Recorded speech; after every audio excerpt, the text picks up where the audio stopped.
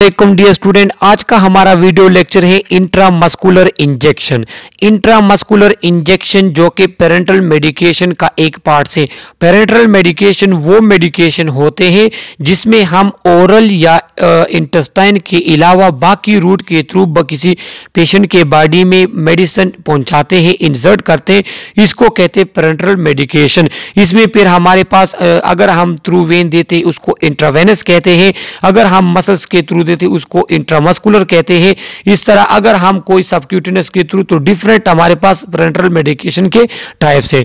तो आज के वीडियो लेक्चर में हम एक्सप्लेन करेंगे कि इंट्रामस्कुलर इंजेक्शन किस तरह लगाया जाता है, इसके लिए हमारे पास एंगल कौन सा होगा, वो कौन से मेडिसिन है जो हम आईएम के थ्रू देते हैं, और इसका फुल प्रोसीजर जो है आज की वीडियो लेक्चर में हम एक्सप्लेन करेंगे। एक बात मैं आपको बता दूं, ये इंतहाई इंपॉर्टेंट है क्योंकि इससे आपके एग्जाम में और बाकी भी डिफरेंट टेस्ट में जो है आपके इसके एमसीक्यूज आते हैं कि इंट्रामस्कुलर, जिसे सिंपली हम आईएम कहते हैं, इसका एंगल कौन सा होना चाहिए, इसमें हम कौन सा मेडिसिन देंगे, कितना मेडिसिन हम इसमें दे सकते हैं। यहाँ पिक्चर में आपको दिखाया गया है कि इसको हम 90 एंगल के थ्रू इंसर्ट करते हैं, और देखो ये यहाँ मसल्स की तरफ पहुंचा हुआ है क्योंकि ये हम मसल्स में देते हैं। अब intramuscular injection, drugs are injected deeply into muscle tissue. If the drug is aqueous solution, absorption is rapid. However, if the drug is an oily liquid or in the form of suspension, it can prolong the release of the drug. देखो इसमें हम directly muscles में देते हैं medicine को। अगर वो हमारे पास एक्वस फॉर्म में हो तो उसकी फिर एब्जॉर्प्शन जल्दी होगी, लेकिन अगर वो या तो ऑयली फॉर्म में हो या सस्पेंशन फॉर्म में हो तो फिर वो क्या होगा, वो जो है एब्जॉर्प्शन में थोड़ा टाइम लेगा वो मेडिसिन।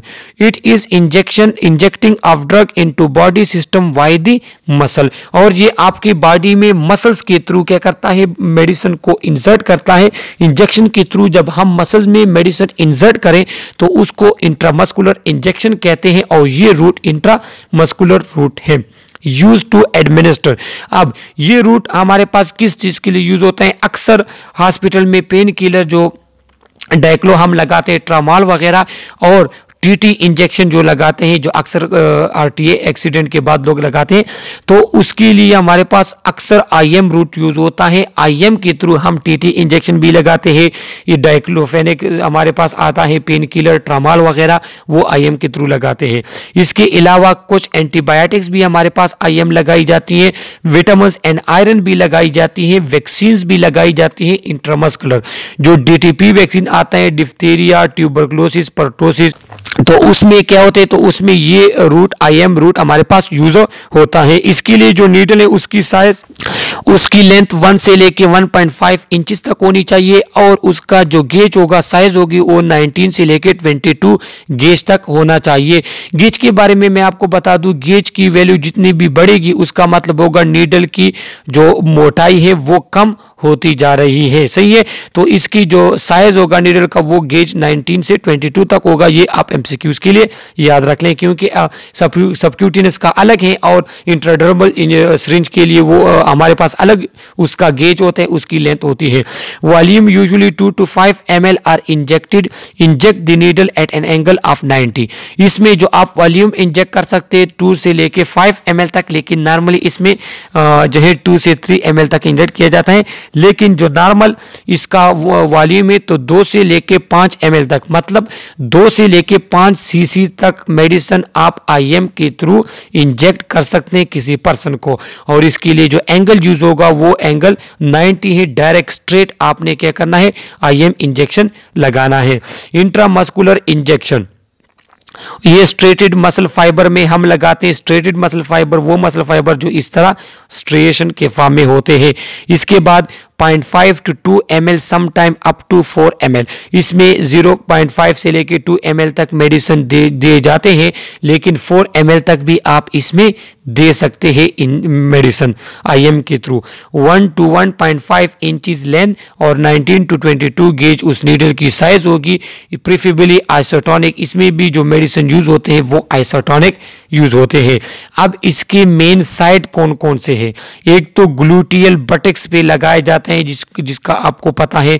इसके बाद डेल्टाइड मसल, इसको आर्म, अपर आर्म में लगाया जाता है डेल्टाइड मसल में।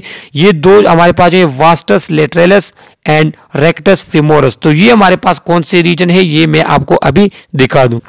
तो यहाँ पे आप देख लीजिए, ये जो वास्टस लेटरलिस है तो ये साइड वाला हमारे पास जो मसल्स है वो वास्टस लेटरलिस, जो कि आपके क्या होगा, आपके फुट में होते हैं, आपके टांग में होते हैं, वो अपर फुट में। और जो रेक्टस फेमोरस है तो वो इंटरनल की तरफ।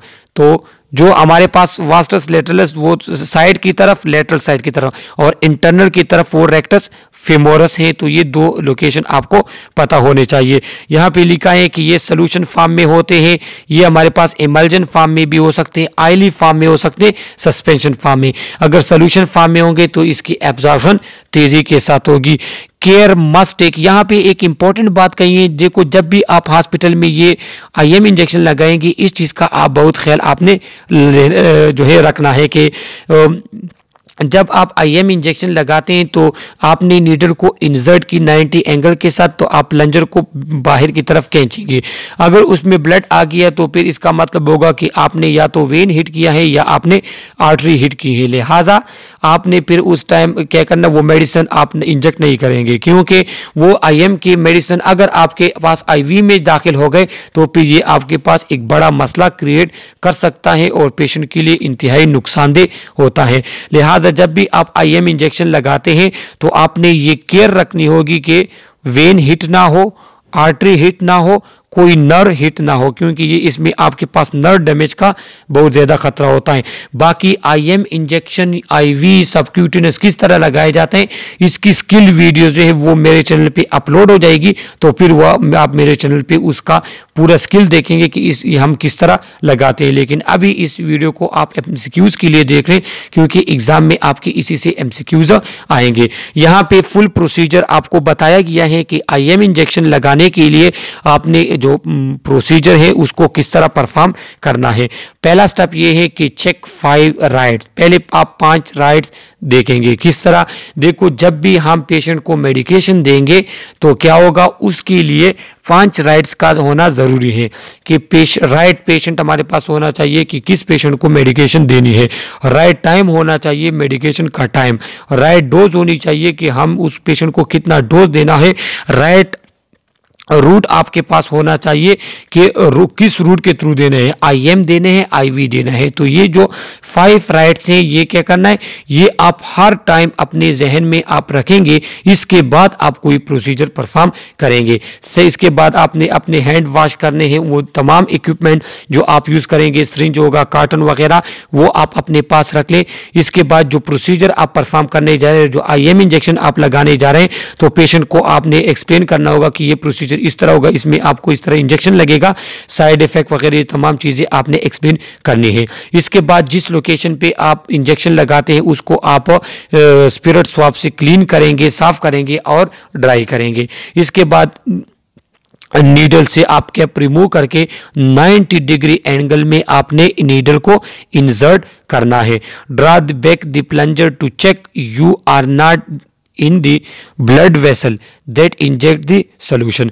जब आप नीडल को इंसर्ट कर देते हैं पेशेंट में तो फिर आपने प्लंजर को पीछे की तरफ खींचना है ताकि कंफर्म हो जाए कि आपका जो नीडल है इंजेक्शन का, सिरिंज का, वो किसी वेन या आर्टरी में इंटर नहीं हुआ। अगर इस तरह उसके सिरिंज में ब्लड आ जाए तो फिर डायरेक्ट आप उस सिरिंज को जो है वो बाहर की तरफ निकालेंगे और वो उसमें जो मेडिसिन है आपको उसका एक भी ड्रॉप जो है आपने पेशेंट के बॉडी में नहीं छोड़ना।